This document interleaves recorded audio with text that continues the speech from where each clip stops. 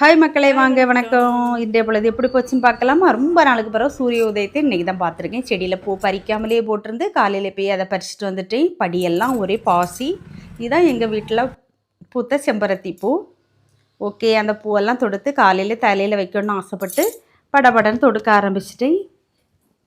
இதுக்கு பிறகு தான் கருப்பட்டி காப்பி போடணும். ஒவ்வொரியிலேருந்து வாங்கிட்டு வந்த கருப்பட்டி நிறையவே வீட்டில் இருந்துச்சு. ஓகே, சுக்கு மல்லி நல்ல மிளகு எல்லாம் திரித்து வச்சுருந்தேன்.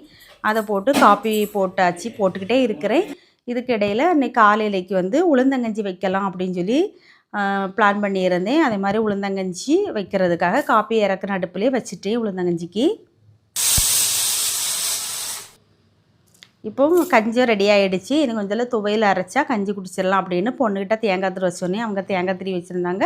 நானும் துவையில் அரைச்சி கஞ்சி குடிச்சிக்கிட்டு வெளியில் சோத்துக்கு தீப்பத்தை வச்சுருக்கேன். ரொம்ப நாளுக்கு அப்புறம் எங்கள் வீட்டுக்காரங்க வீட்டுக்குள்ளே சிக்கன் சமைச்சிக்கிட்டு இருந்தாங்க. நேற்று வச்ச ரசமும் இருந்து ஓகே இன்றைய பொழுதை கழிச்சிடலாம் அப்படின்னு விரவெல்லாம் பெருசு பெருசாக இருந்து அவங்க கீரி கொடுத்தாங்க. ஓகே, பக்கத்து வீட்டு பாட்டி கொஞ்சமாக கேக்கு பொடி கொண்டு கொடுத்தாங்க. இதுக்கு இடையில் சோறும் ரெடி ஆகிட்டு வீட்டுக்கு இறக்கி கொண்டு வச்சுட்டேன். எங்கள் வீட்டுக்காரங்க விரவை கீரி முடித்த உடனே ஜாய்க்கியை குளிச்சு ஊற்றிட்டு அவங்களும் குளிச்சுட்டு ரெடி ஆகிட்டாங்க.